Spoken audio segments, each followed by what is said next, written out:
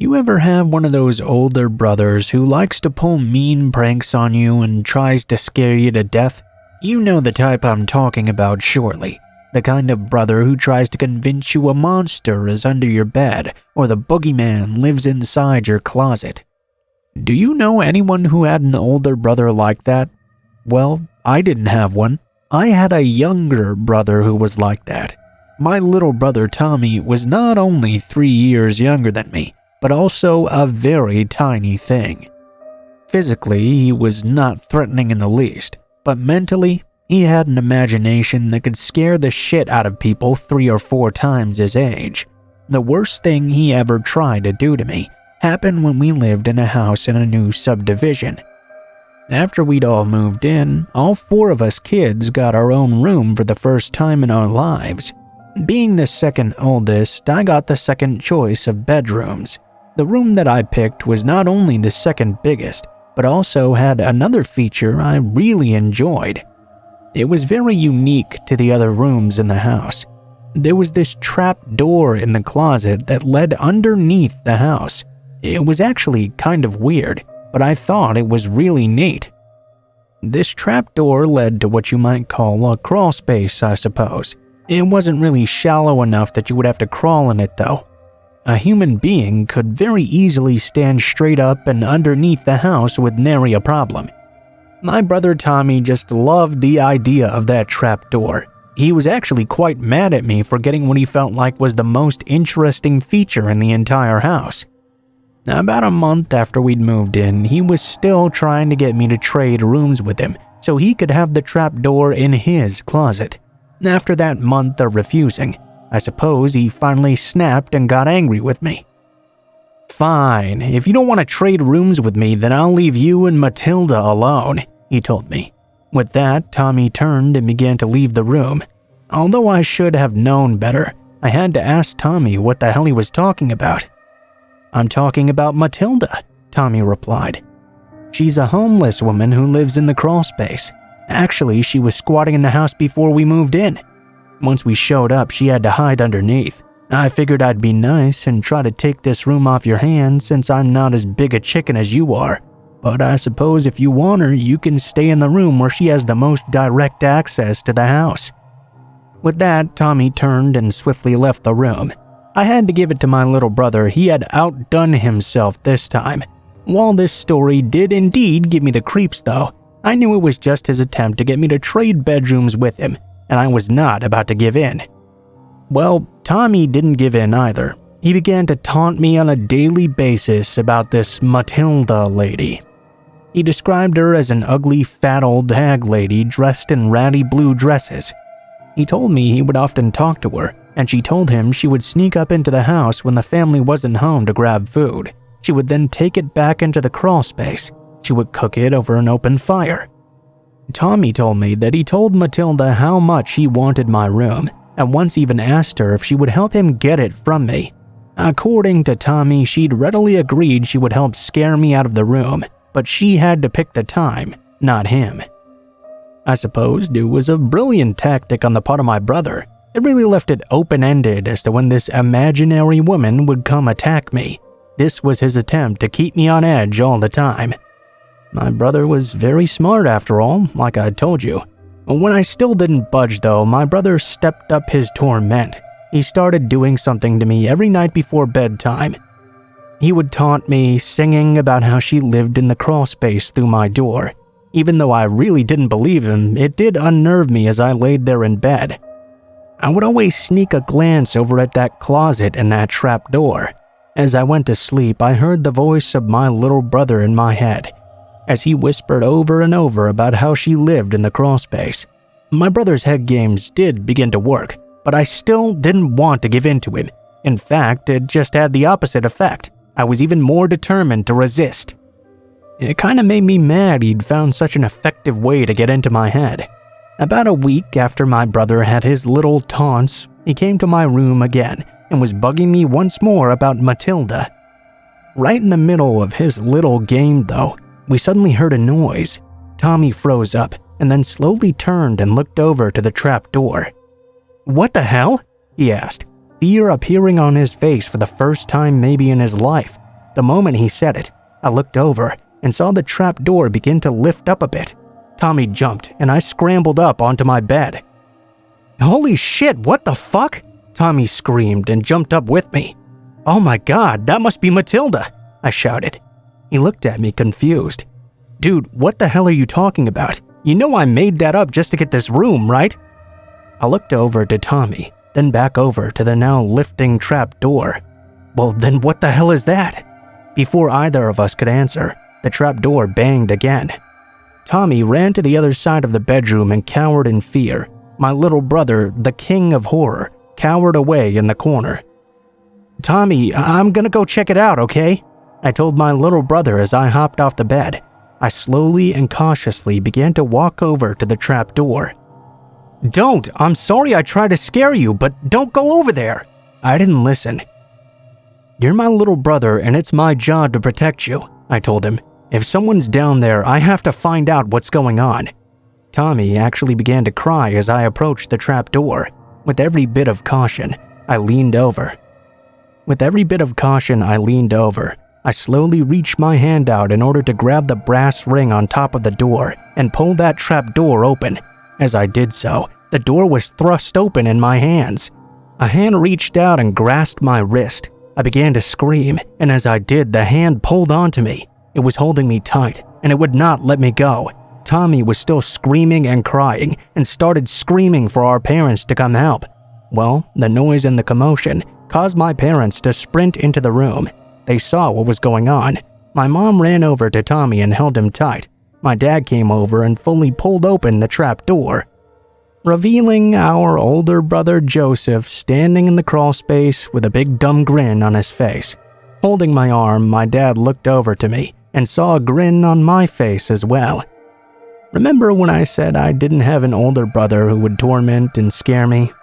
Well, I didn't, but that night Tommy sure did.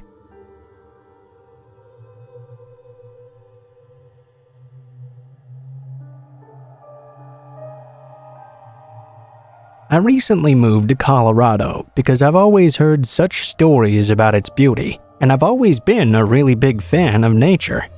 Well, the fact that they legalized pot in the past few years really didn't hurt either, but that's kind of beside the point. I honestly had never seen the Rocky Mountains before, and I wanted to experience all the wonders of nature that John Denver was so ecstatic about that he had to write all those songs. Well, I wasn't disappointed. Colorado had a lot to appreciate. In addition to the mountains and forests and everything else, I also noticed that Colorado has a lot of tunnels as well.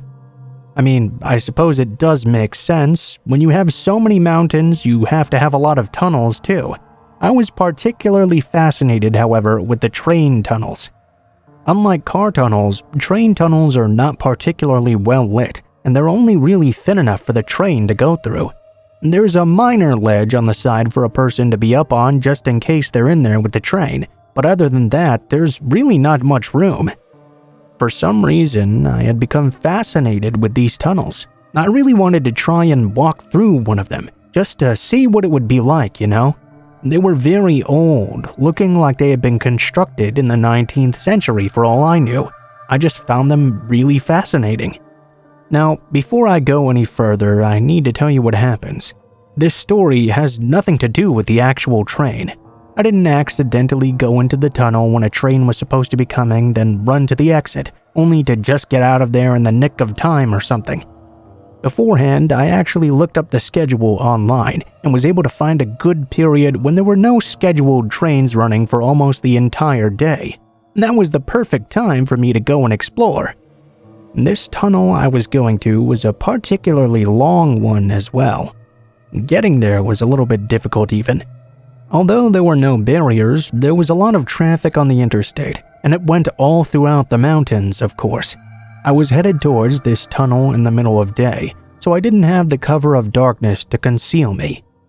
I also wasn't brave enough to try and sneak into a tunnel at night. Instead, I put on an orange hazard vest. I wanted to at least try and make it look like I belonged there. I got to the tunnel without much incident and held my breath as I went to venture in. It was really neat and really light at first. As I mentioned though, this is a really long tunnel, and there isn't really much lighting in the middle. Once I was far enough away from the entrance, it was pitch dark. I had brought along a flashlight, but I sort of wanted to see how long I could walk before it got so dark I couldn't see anymore.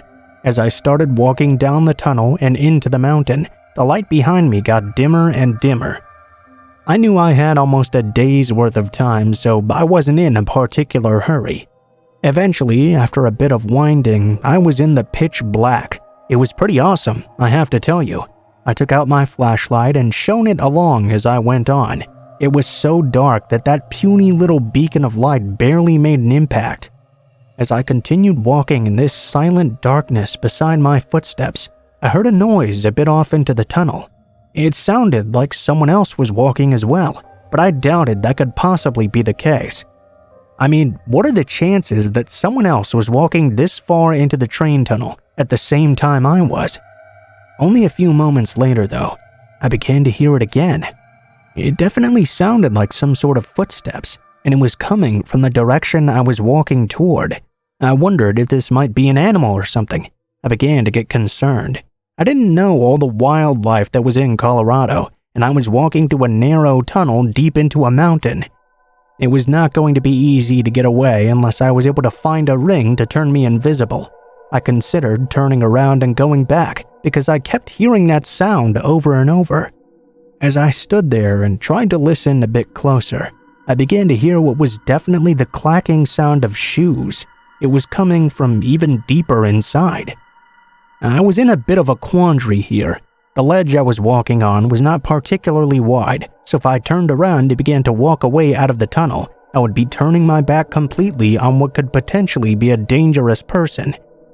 It would be very difficult to defend myself if I were to be attacked.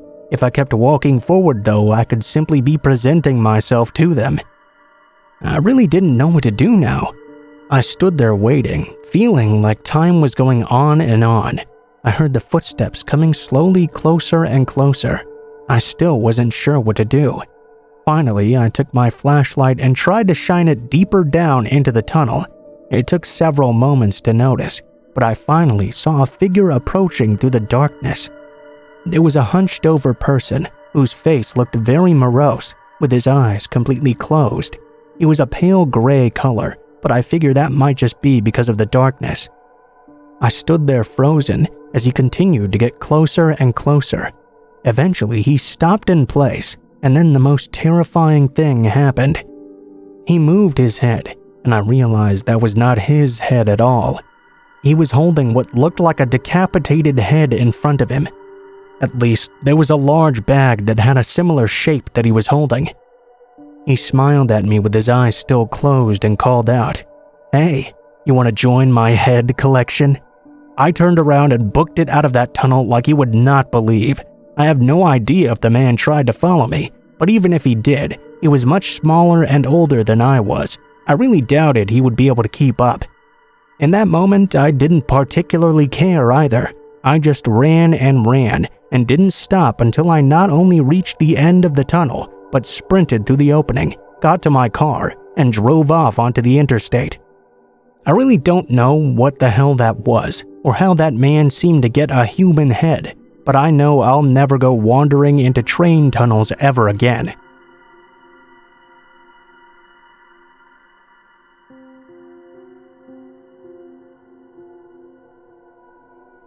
My friends and I had begun a bit of a club or group that was based on the MTV show Jackass. Sure, they told us the stunts were performed by trained professionals and we shouldn't try them at home, but watching the show, it didn't really seem they were trained particularly well. Plus, we never tried those exact stunts. We came up with our own, and we never tried them at home per se, so we pretty much adhered to their disclaimer. Anyhow, on Halloween night a couple of years ago, I did a really silly dare that ended up freaking the hell out of all of us. We'd been driving down through Utah on our way to Nevada. Yeah, I'll admit we were drinking a bit and probably should not have been driving, but it was Halloween and we were all having a lot of fun. There were 5 of us and we had done a lot of silly things that night already. We grabbed some whiskey from a liquor store. Another thing I do not recommend. and 2 of us had even gone streaking through a Walmart and barely escaped. As the night went on, my friends had a very bizarre dare for me. They wanted me to go into a public restroom, put on an adult diaper, then run out and try to find our car. While it might not seem like that extreme of a dare, it was actually fairly intimidating. We found just the restrooms we were looking for on the side of the freeway. There were no less than 10 semi-trucks parked behind the building, but the lights were off in all of them. We assumed the truckers must be sleeping for the night. On the car side of the parking lot, there was not a single car. Of course, that made it a lot easier to find the car when I got out of the stall, so we parked the car and all 5 of us got out and went to the rest area. Not surprisingly, the men's room was disgusting, but I tried to ignore that. I had already drunk quite a bit of the whiskey and was pumped to show my buddies their dare didn't scare me at all. It was about 1 a.m. or so, technically not even Halloween anymore, but hey, who's here to split hairs? I walked into the stall, got naked, put my clothes over the top, and once my friends had grabbed all of them, they handed me the adult diaper over the top. I put it on standing up because there was no way I was gonna lay on that dirty-ass floor. My friends all left the men's room. I'm not sure if it was the cool air or the fact I was standing in nothing but a diaper on Halloween night in a public restroom, but it sobered me up just enough to get intimidated by what I was about to do. After walking out, I peeked around and realized I was still alone. Slowly and barefooted, I began to creep out of that bathroom. I was a bit scared now because I really didn't know what to do if someone saw me walking around like this. When I opened the door to the room, I found 2 big burly truck drivers staring right at me. At first, they looked shocked to see a grown man wearing nothing but a diaper. Then they started laughing at me, of course. One made a comment about how it must be a fraternity prank. They just walked past me, one of them even slapping me on my diapered ass. Humiliated but exhilarated at the same time, I decided to just make a run for it. On the car side of the parking lot, I still saw only 1 car, and it was right in front of the building. It was a blue Pontiac Sunfire as well, and that was our car. Interestingly enough, it was parked backwards in the parking lot. I assumed that was so once I jumped in the car, we could just take off driving. In my bare feet and totally exposed diaper, I sprinted towards that car. I opened the passenger seat, which was emptied as we'd agreed upon, and hopped in, ready to drive away. My heart began to beat even faster though, when I realized I'd just jumped into the wrong car. Sitting beside me in the passenger seat was this huge man who smelled like absolute crap. He was eating some sort of slop and had his face buried into a wrapper. Looking behind me, the entire back of the car was full of pieces of broken furniture. I had no idea what to think until the man pulled the wrapper off of his face. He looked at me, then looked down at my diaper. Looking back at my face, he smiled a half-toothless grin and wiped his grimy fingers along my face. Then he asked me a question I'll never forget as long as I live. "Do you want to come with me and be my baby?" He turned the ignition and started the car. I immediately pulled the lever on the door, and the door opened. I jumped to get out. I felt the hand of the man reach out behind me. He grabbed a hold of my diaper and ripped the damn thing off. Fortunately for me, my friends had seen I'd hopped into the wrong car, and they were already driving toward my rescue. I sprinted over to them, completely naked now. They pulled me in and we took off immediately. As I drove off in the safety of our car, I could hear the man calling out behind me. With those disclaimers on Jackass, I really have to tell you, do not try those kinds of stunts at home. Listen to them. You never know what could happen.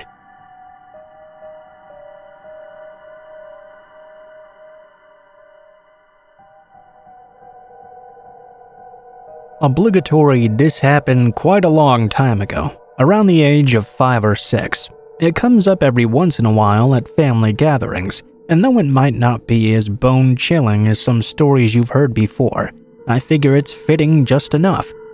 For context, I have a very close extended family, as in a huge family that all lives within 30 minutes of each other. We all live in the suburbs of a large city, far enough away that it's generally considered a safe area. All the neighbors know each other, and the cars are even left unlocked in the driveways.